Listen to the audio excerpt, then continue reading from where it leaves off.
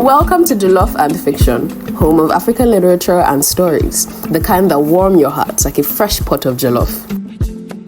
Today, you're tuning into a recorded session of our online book discussion, so sit back, relax, and join the conversation.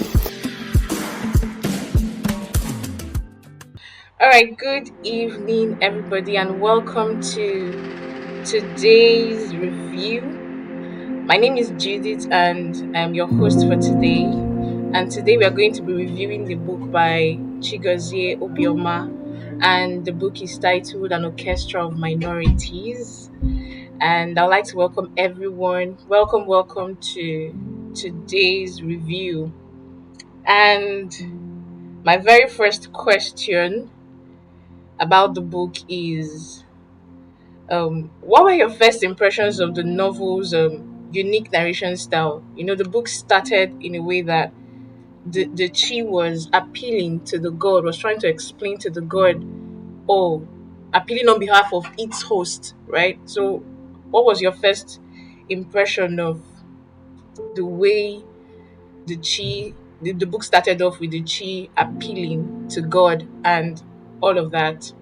So you can go ahead and raise your hand. You can go ahead and raise your hand. All right, Mary Cynthia, please, you can go ahead.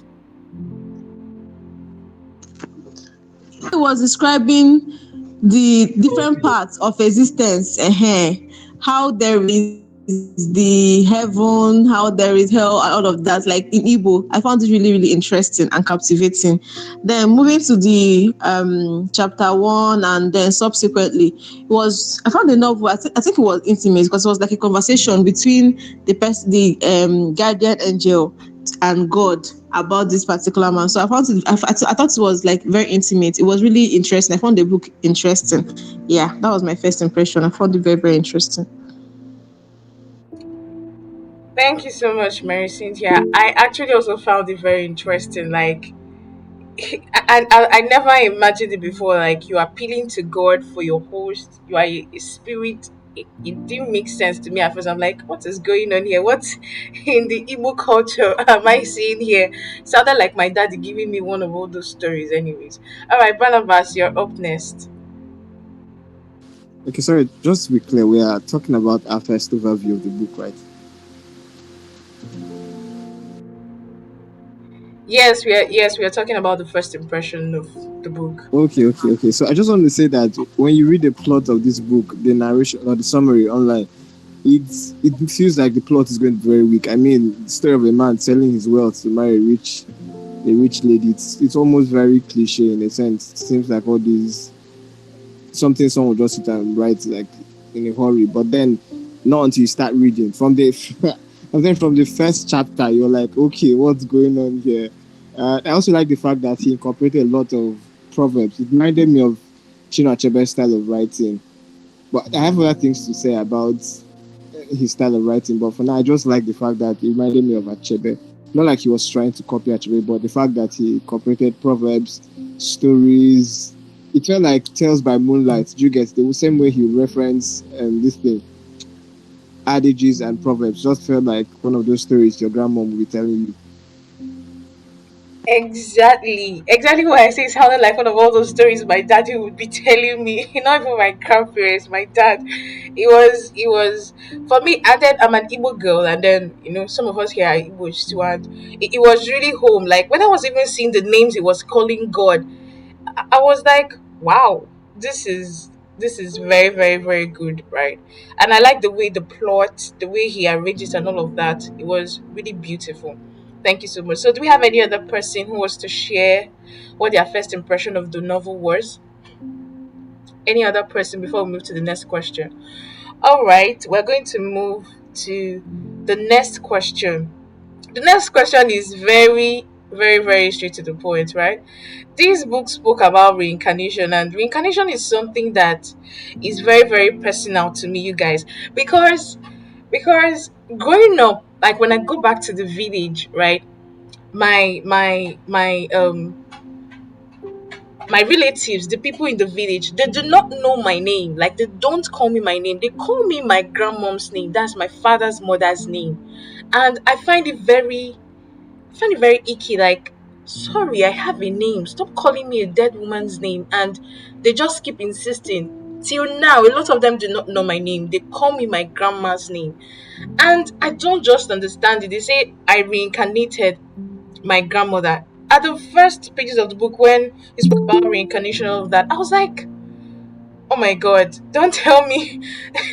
Because this, yes, you're saying it as Igbo culture, but I do not believe in it at all. I believe I'm my own person. I'm not my grandmother. I didn't come back to this world as my grandmother, even though they have testimonies like, oh, my grandmother said when she's coming back, she's going to be very fair. And it's not like she was fair when she was alive, she was very dark. And she comes back and okay, I come out. No, she comes back and I come out and I'm very fair, just as she said.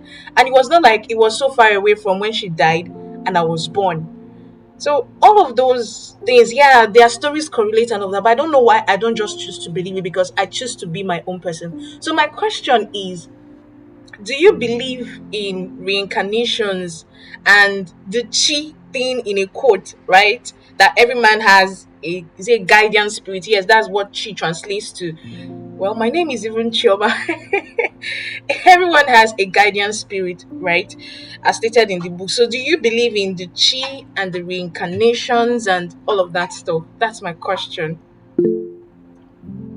All right, Uzoma, let's have it.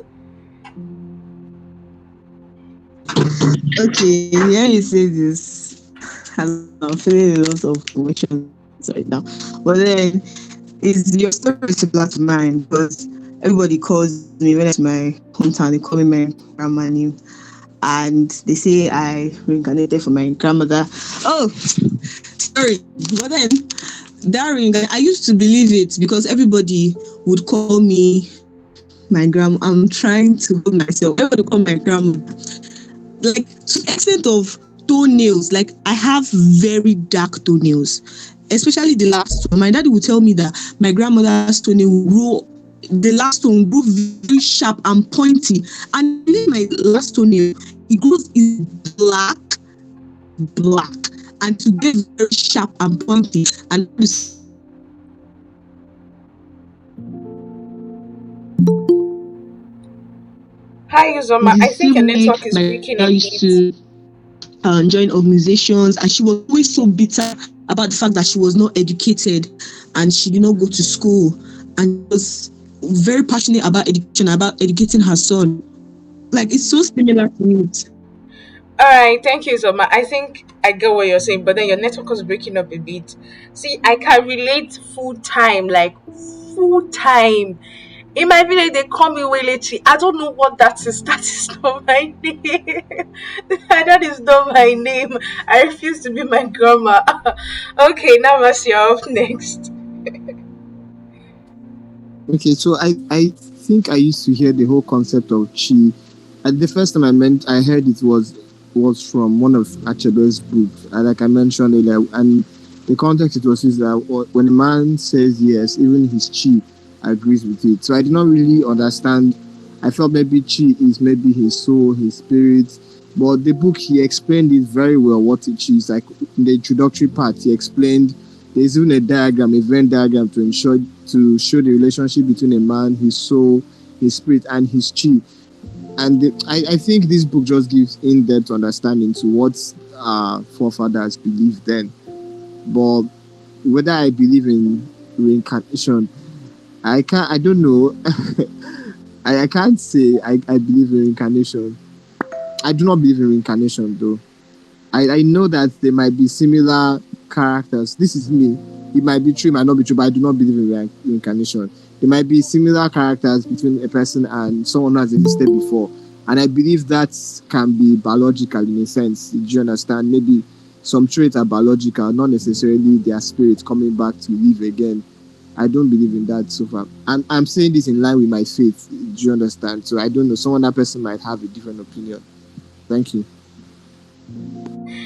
All right, thank you so much, Barnabas. Well, yeah, Chi actually that Chino Achebe was talking about in Things Fall Apart is like your guardian angel, right? I don't know why, but angel means Mozi, like it means that's angel of God, right? I don't. Yes, that's the translation in Igbo. So Chi is distinct from guardian angel.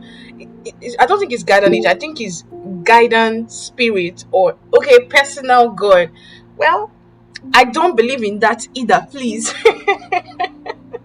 I don't believe in that either. But these are Igbo cultures, and there are people that are very traditional, like my dad, and he believes in it so much. All right, next up we have Jessica, then Mokut. Go ahead, Jessica. Okay. Good evening. Can you all hear me? Yes, yes, yes, yes. You're very audible. Thank you. Okay. Okay. So hearing you guys talk, it just makes me feel like as Nigerians, okay, let me narrow it down. As Igbos, we all almost have very similar experiences. Because funny enough, me too. I've been told I am one woman for as long as I can remember. Oluje, that's what they call her. And my dad will always tell me a lot of things about her. And I feel like Barnabas said, this book actually puts it in like very good perspective. It explains the concept of the chi and then differentiates it from your soul. And in that way, it makes a lot of sense to me. My dad used to tell me this thing. He was like, talk to your chi. My dad believes in this a lot. He'll say, when you wake up in the morning, talk to your chi. Your chi can hear you. Speak to your chi. you know. And it's not like he's not a Christian, or I don't know. Maybe he's mixing everything. You say talk to your chi, and it kind of just shows. This book just explains it so well that there is a chi and then there is a spirit, which is like the person itself. And I feel like reincarnation is not exactly this chi in that way. But to come to your question, do I believe in reincarnation? Honestly, I don't, because I don't think I don't think I'm anybody. I am myself. That's what I believe. So no, I don't believe in reincarnation. And in fact, if I leave this earth, I really would not want to come back. What am I coming back for? So that's my take on it. Thank you. Thank you, thank you, thank you so much, Jessica. Thank you. Mokut, let's hear from. Thank you so much. Let's hear from Mokut next because I have things I want to ask Mokut. Mokut, go ahead. Hi guys, good evening. So I'd like to start with the chi question. The chi. I'm not Igbo, but everything I know about your chi are from when I read things for no longer at ease, and the whole I think it's a trilogy. Yeah, I like got into that whole aspect, and obviously they had like carvings and like they had physical renditions of this belief. Now I think when he says you should, like when Chino Achebe made the comment of, if a man believes strongly in his heart, his chi has no reason but to agree. I do think that the transition to like, if your conscious mind believes something strong, like if your conscious mind, like the fullness of your consciousness, believes something well enough, then there's nothing that can hold you back. Those things where people say, oh, people that are doers just do. I think that's necessarily what it is, regardless of, it's not like you are held back. It's just that you push forward. You like, your mind is open enough to believe that you can achieve something. That's like literally what this is. So I do believe that we believe in like the concept of having like a personal God, but not in the sense of a personal God. I don't know if you understand what I'm saying. But we are Western, so we are going to do as if we don't believe in that. Then the second thing I want to talk about is the reincarnation thing. So I'm going to share a personal experience. It's like when in 2008, 2017, we lost one of our friends, family friend, very young. He was 6. He had just turned 6. So he died like 3 days after he turned 6. And his mom was pregnant at the time. at the time of his death, right? And it was like everybody was sad because we were hopeful that he would not die. He was involved in a very serious accident. And we were all hopeful that he will not die, but he died. And his mom, and this is the first time that I experienced this kind of thing. His mom put to bed rather prematurely. Now, one would say, oh, she put to bed because of the impact of like the loss of her son and all of that. I don't think so, because she was quite certain that she was like, everybody cried. She didn't. She kept on saying that, oh, she doesn't have any fears because her son had given his life to Christ. Like for his birthday gift, she had like introduced him to Christ and had led him to Christ. So she didn't have any of those fears. She didn't know why we were crying. After she put to bed, the child she birthed, albeit being a girl, was the exact, and I mean the exact replica of the child that she lost. Now, there's this thing where you would think, oh, everybody's like, we are still sorrowful about losing this boy, so we want this thing. Our mind is willing this thing to be. No, this girl grew to have the exact tonal intonations as her late brother. She grew to properly recognize her late brother from images. She had the exact character to the T. And I don't know, like, again, your mind wants these things to be, but that's not what it is. It's like, it is what it is. It's beyond your mind wanting it to be something. So in a way, I do believe that even if like people even if the concept of reincarnation is just what it is, I think it might be real and true to a certain extent. So that's like what I think. Thank you.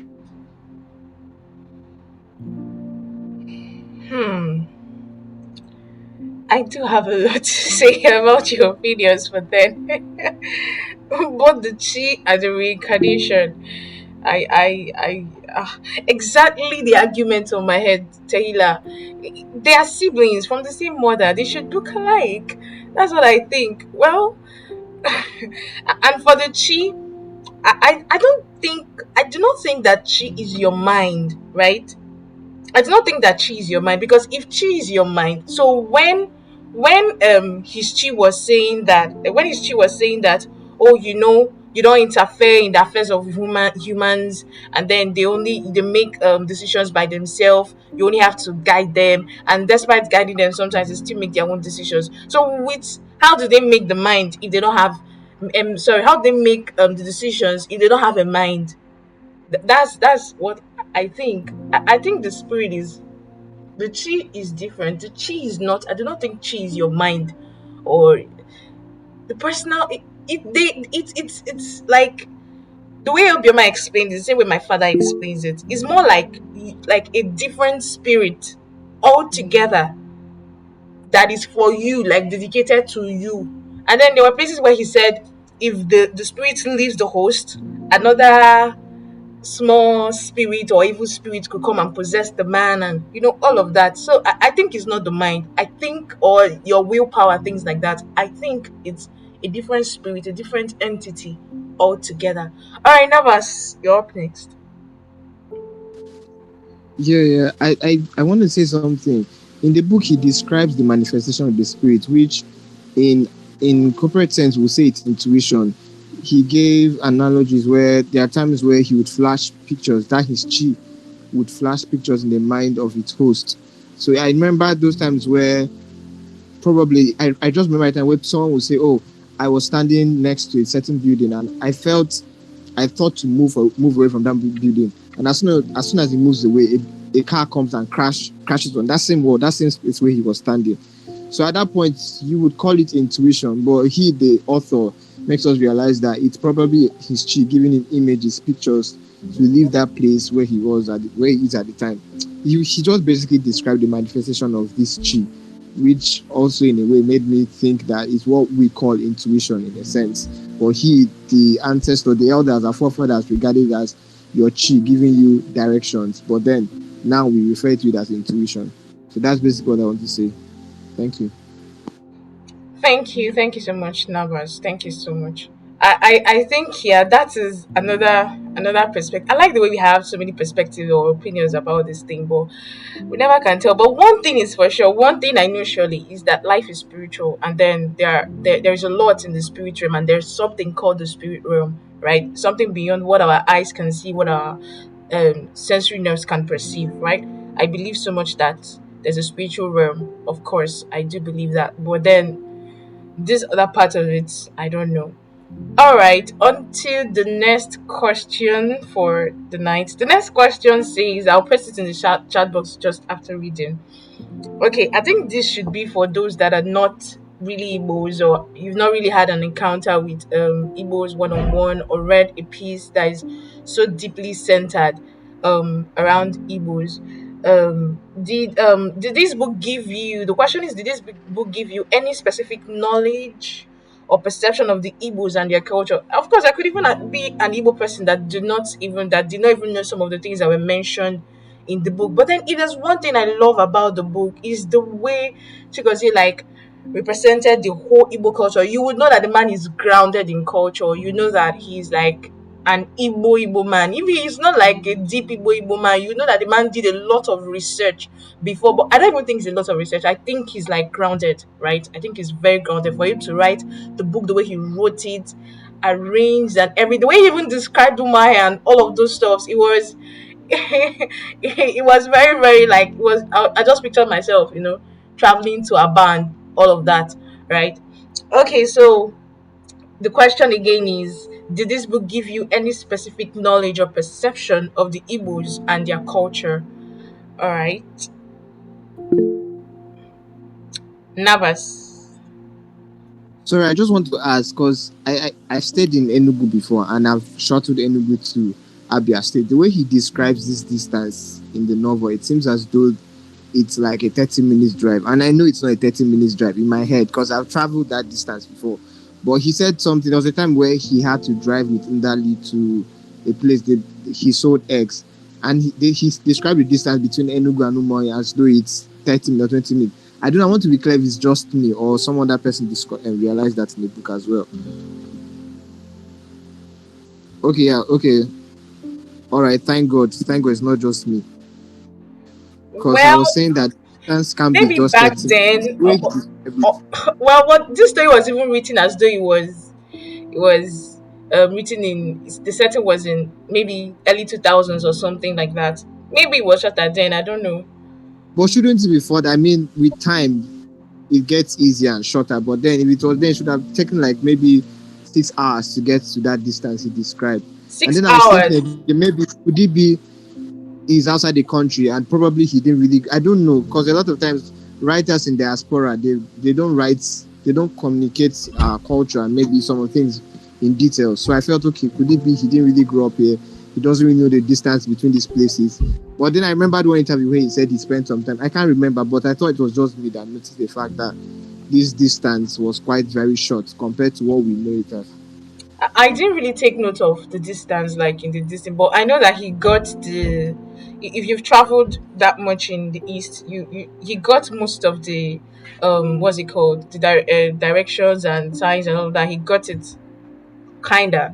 He got it, but it's not like his present now. Of course, Umaya is better than that now, but I just think he did. But no, but even if it's for the way he like the details, the Igbo details and all of that, he did that very very well. He did that very very well. It wasn't like she who knows that I couldn't even put it. I wasn't even sure I was part of the culture the tribe that she was trying to describe. No, this is way better. This is way better. All right, do you have anybody else? Do you have anybody else? I was actually very, very happy reading the book. I was very happy. I mean, promoting the Igbo culture was beautiful. Anybody else? These questions are questions that you could answer whether you finished the book or not. So just go ahead and raise your hands. Okay, yeah, you need to have read the book to know if the book If you had any, if it gave you any new knowledge or perception of the Igbos and and their culture. Anyone else? All right. Since nobody else is since nobody else is speaking, I'll just go on to the next question. My next question is I'll read and then I'll paste it in the chat box. It says Ndali's family represents the Nigerian elite. So how does Obioma use that's the author, how does he use their reaction to Chinonso to comment on the rigidity of social classes in modern Nigeria? So I'll paste the question in the chat box now. Oh no! I said even if you're Igbo, maybe there's something you didn't know. So like you didn't know before, but the book gave you a different perspective or something or perception. We could still talk. Tahila. I did not say Igbo people should not talk. But actually the main audience is people that are not Igbo that, read the book and got a different perspective or something like that. Okay. The next question is Ndali's family represents the Nigerian elite. So, how does Obioma use their reaction to Chinonso to comment on the rigidity of social classes in modern Nigeria? Anyone? You guys, what's going on? Okay, Navas, you're up. Okay, thank you very much. I think to get your question right, you are trying to draw contrast between their relationship and what we have now. So first, I don't know. I often think that for a lady who is educated, the chances of falling in love with a man who is an illiterate is quite very low. But considering the circumstance, like I said, if you read the plot of the book or the log line, you would think the story is shallow until you actually start reading. He had set the story, the background so well that when she actually eventually falls in love with this illiterate, you understand that it is realistic in a way that she's in love with him not because of uh, not for any reason. Do you understand? So I think he did very well in setting the background so much that you don't think that he's forcing this thing. It just happened spontaneously. She, an educated woman who's going to graduate as a pharmacist, falling in love with a poultry farmer who hasn't gone to school. And then the issue now, the tension now comes between the family who believes that she's making a foolish decision for marrying an illiterate. So to a large extent, I believe that he did a good job setting that background very well, and he went on to drive the story from that tension. I'm not done with the book yet, so I don't know how it ends for them, but I'm rooting for them. And for the fact that she is the one pleading his cause, I am hoping that what I'll discover in the end will not break me to pieces. But I'm looking forward to the end of the story. My heart just pacing. I just can't wait to reach the end to know how it ends for them. But like I said, I'm rooting for them. That's what I'll say. Thank you. All right. Thank you so much, Navas. Thank you so much, Navas. I just love the plot of the book. Chigozie is a very good writer. Like from Fisherman, he's a very good writer. I love the way he writes. Anybody else? Okay, if there's nobody else, I have more than enough questions. Okay, Ruby, let's hear from you. Go ahead.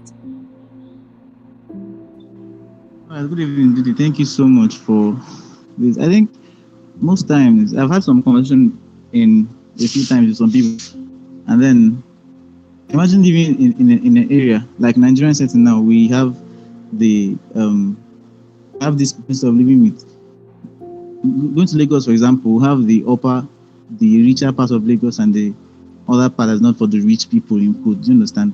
Coming to places like Onitsha, there's GRA, and then there are other places where those are not really rich in quotes state to manage and come out of their poverty state and all of that. So I think this plot or this setting where Chinonso had an issue with the family of Ndali because of his class, wasn't necessarily because of education per se.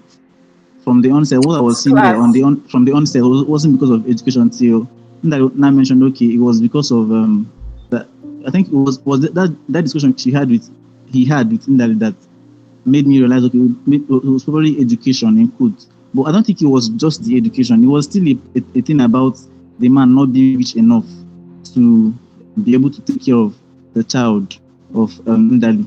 But then again, if you look at it, that man can still be able to take care, to give Chinonso a business. So, and all this, from what they said, I'm not taking that part out of it. But I think there's still it's still boils down to the point where we see that in a country, southern Nigeria, we have things, you have places where you have things that you have this segregation between classes. This very very visible. Those are literally coming from poor places.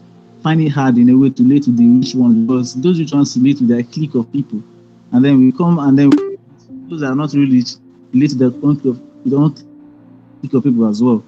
I was in support podcast yesterday that's declassified. And one of the things that he said there was that most times we Nigerians we tend to see ourselves in the light of like what we see in Ibadan, for example. If you go there and then in an airport, I see Nigerians on the floor sitting down. It goes viral on the internet. But then if you go outside the country, the white people sit on the floor too if their flight was cancelled. But then that thing doesn't sell because they don't sell those stories to people out there. But then coming to our own country, we sell those things that you see. It's just a way we sell our stories and all. Do you understand? So I think it's that particular thing portrays what really happened in this country, Nigeria. The class, those who are of the top class, keep taking their children abroad for studies, going to schools that pay for 2 million naira school fees, secondary school for crying out loud, and all of that. But then other ones don't get those chances in quote, and then there's this. It keeps the line getting bigger instead of thinner between the richer and the poor. Thank you very much. Thank you so much, Ibube. Thank you. Um, I actually agree that in the book it wasn't an education thing for them. It was like class. She was marrying someone who wasn't in their class at all, right? But in real life, I don't know. I always feel like everybody should. I don't know how this love thing used to work, but well, you're supposed to fall in love with within within your sphere and all of that. But I also like that it was natural, like the way the whole thing worked. It wasn't like rich maid and prince kind of thing, right? But does that even really work in real life? Like real life. Poor guy marry rich girl. I don't know if that still works now. All right, let's hear from you, Navas, then Jessica.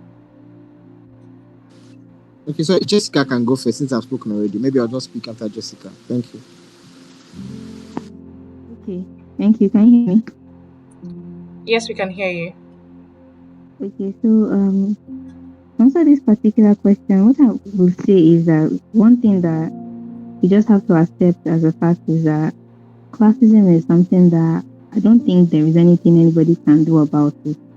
Okay, there's that difference. There's a gaping divide between the wealthy and the haves and the have-nots. So I feel like falling in love with a rich man's child, knowing fully well that, I mean, it's one thing to want to date her, and then you decide to marry her, and then she decides to take you to see her family. Of course, that kind of reaction is expected. Sorry, guys, I'm at home. That kind of reaction is expected, I wasn't really surprised. So I don't think the reaction of the family to the poor guy was strange. In fact, in real life, in real life, it For might have me, been the same. In real life, I don't even know if that girl would allow herself to even fall in love with a poor person. If she finds herself falling, she will catch herself and she will stand on her ground. But exactly I what I think was saying. In uh, real life, it doesn't happen. They happen yes, like that. even if she catches herself trying to fall, she will You think to won't herself, fall she from say the love. You no. rise up and I walk. mean, but then again, it was a lovely read. Yeah. Thank you so much, Jessica. Please fall in love with the people in your class so that they'll not insult you. Nervous. Okay, I simply want to point out something Ebube said. I think Ebube was saying something about not being able to cater for Ndali if they got married. But the problem was not whether or not he was financially stable, because he was to a certain extent. So it's not the fact that he was not educated. And I'm bringing it home. I'm thinking now, if I was in the shoes of Ndali's brother, would I agree for my sister to marry someone who is not literate? Do you understand? So I was bringing home. I put myself in his shoes, and I'm thinking. I'm asking you now, Judith. Would you agree to let your sister marry someone I who would is not? not. I wouldn't. Okay, That's so are why you I saying that say this classism itself is not even them? You are also part of this. You're part of the problem. It's easy to judge now because you're reading it from a third point. So you're like, okay, why are they being so harsh? I mean, he's they are in love. They can marry if they want to. But then you bring home, you are not comfortable with the fact that your sister is marrying somebody who is an illiterate. Did you get? So I understand their point, and I don't judge them either. And like Jessica said, what's his name? The guy, the farmer, should have settled for someone in his class. But it was aiming high, and I really, like I said, I don't blame him, because in a sense, the world is not fair, to be honest. Please, the world is not fair. You have to accept that and find love where you can find it. That's what I have to say. Thank you. nervous. See, the truth is, yes, I would not agree at first thought. Oh my God, I'd be like, what are you going over there to do? Like, the guy is not, this guy is not. But if my sister insists and says, oh, I love him, he's kind, is this, is that, and it's fine with me. Honestly, I'll just be like, okay, it's your choice. But it's not like I'll come and start fighting them now. No, it's not like that. Okay. Thank you so much, guys. Please make sure to fall in love within your class so that you're not being insulted. My next question is still on love, right? Question is in the chat box. It says, Chinonso sells everything. Oh, the man is in so much love. Oh my god. He wants now. He's in love that he now wants to measure up. Let me just read the question. Chinonso sells everything he owns, his livelihood, and his family land to pursue an education in Cyprus to feel worthy of Ndali. Do you think this was an act of ultimate love or an act of self-destruction because he was insecure about Ndali, or about the class of Ndali?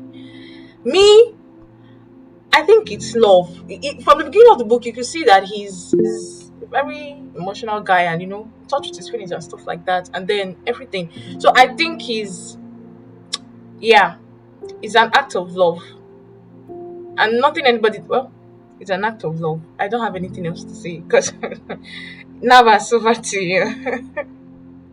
Sorry, I just have a lot to say about this. See, the fact that he sold his property, I was so pained.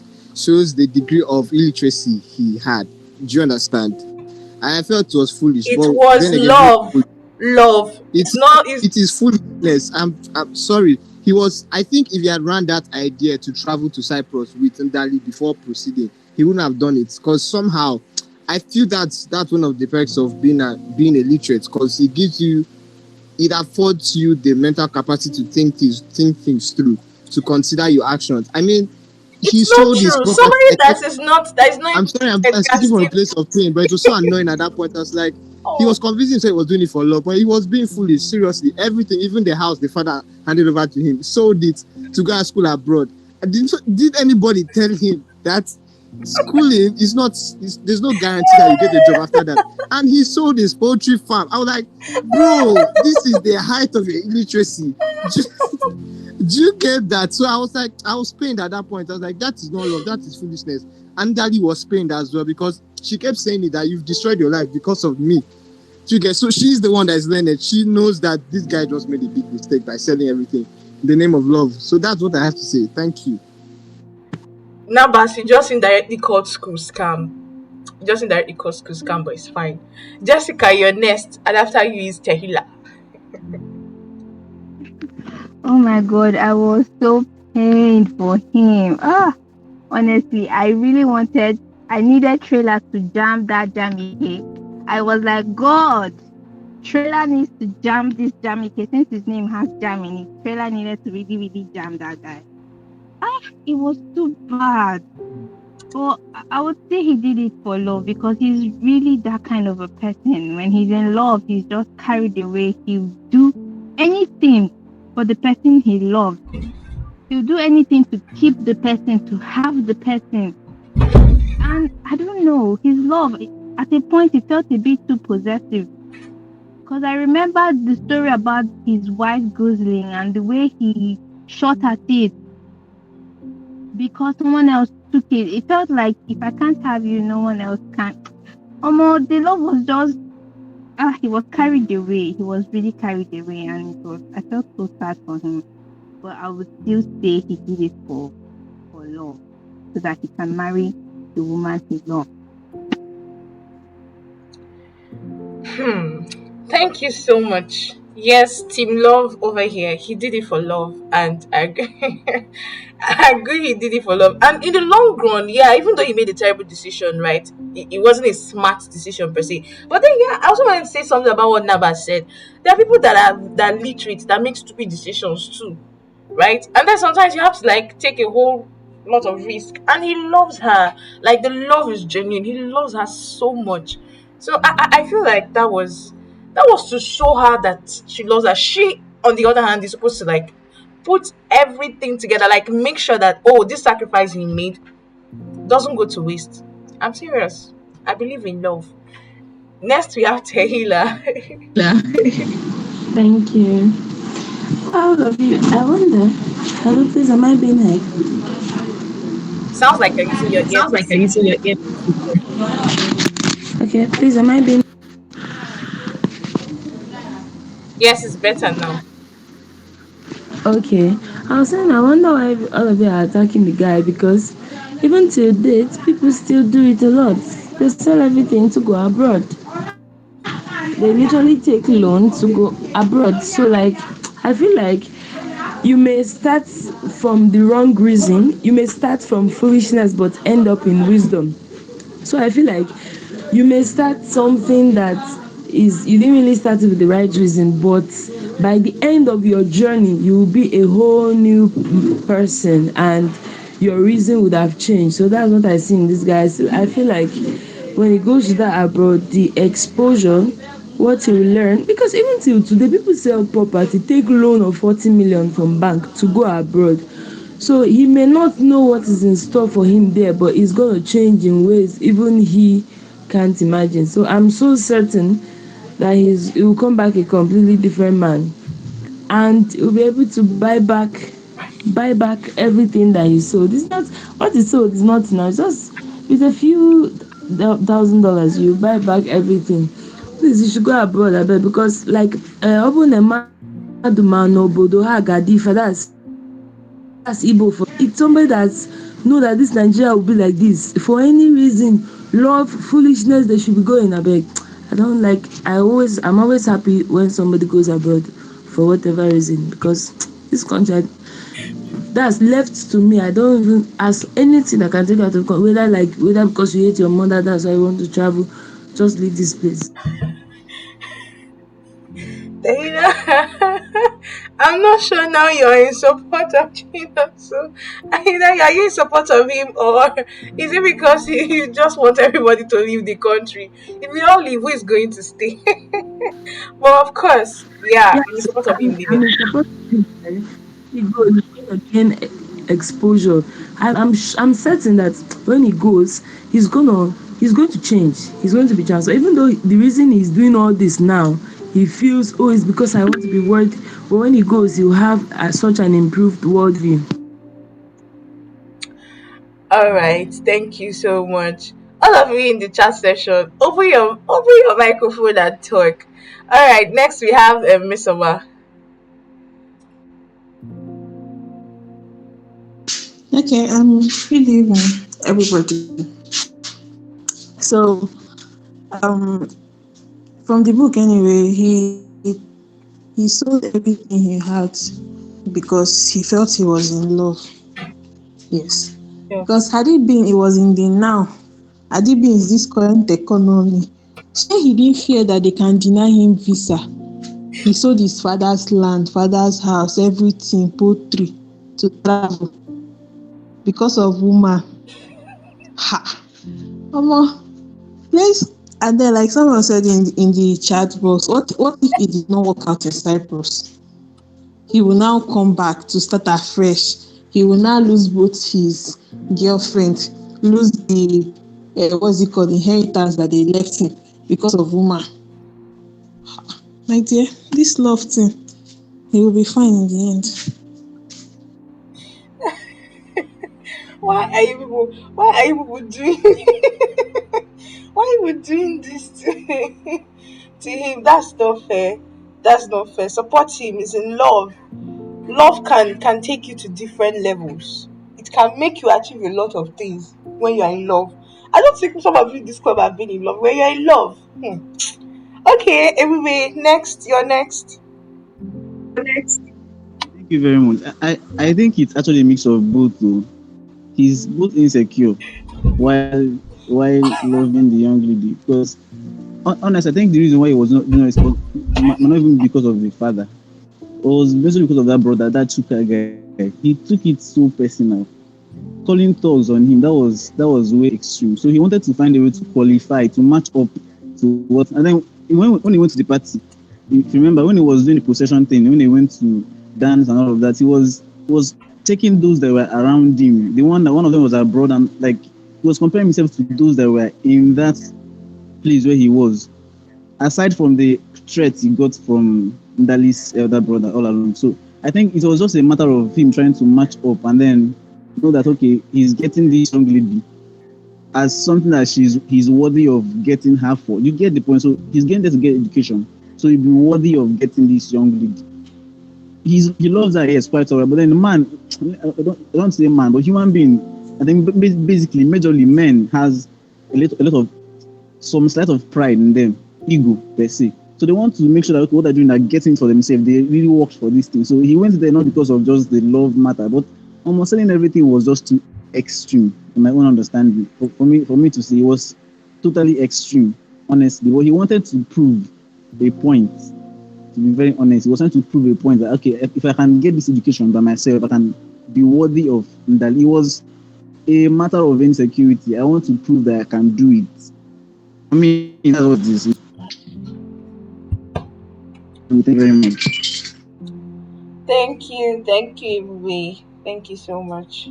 I understand what you're saying, right? That the decision was, but the man was just, sometimes you have to also look around. It's not so bad to look around you and want to be better, right? And number one, he's in love with this lady. He just wants to be better so that everyone can believe that, oh, he's qualified to have her, right? I understand his ego and a lot of things, but I also think that was going to improve him, right? It was going to like really improve him, even though maybe he shouldn't have sold every single thing. I think, yeah, maybe he would have sold every single thing so that if something goes on, he can, you know, bounce back. Navas, next. Sorry, I just want to prove that he did not think things through. I just want to prove that this guy did not think things through. He was being foolish. Now Love he's does not allow you investigating. to Wait, think wait, things wait, through. wait. Relax. Wait. This guy plans to go to Cyprus and return to marry Dali. Now you plan to return to Nigeria, but you sold the only house you were supposed to return to. What is your plan now? Let me He will understand. get What more is money this and how you want build to a live your life? better one. What do you wait? Do you not wait? I'm telling you that if he sat with Ndali and discussed this plan, he would see the foolishness of his plan. In fact, at some point, he started regretting because indeed, I don't know why people are supporting the fact two people cannot be foolish in a relationship. One has to have sense for the other person at some point. And I feel if he had discussed this with Ndali at some point, sense would have come to him. Do you understand my point? You are selling you say okay, he plans to go to Cyprus, study in Cyprus, and come back home to marry. Where is he marrying Dali to? Where? To live on the road? No. And nobody told him that it's not going to is not there's no assurance that you get a job after that immediately. Do you get I just that decision was like the poorest he has made so far, poorest decision he has made so far. That I just wanted to prove the fact that he did not think this thing through. And he knew it. That's why at some point he did not carry Dali along. Okay, I mean he planned to surprise her, but in the end he was not the one being surprised, because he was surprised to realize that he had made a foolish decision. That's my take. Thank you. Thank you, Navas. But in all, love wins. That's actually the but okay. Also, do you know there are a lot of people that actually still do this thing? They sell off every single thing and leave. Like they sell off every single thing. So what if he didn't have any of those things? Anyways, that's a story for another day. All right, thank you so much, guys, for such a wonderful review. Thanks so much, everybody that joined in. Don't forget to hit the follow button and tap on the notification icon to stay updated. That's all for today's episode. To join our book club or stay updated on future discussions, follow us on Instagram and X at Jollof Book Club, Jollof with a double F. And thank you so much for listening.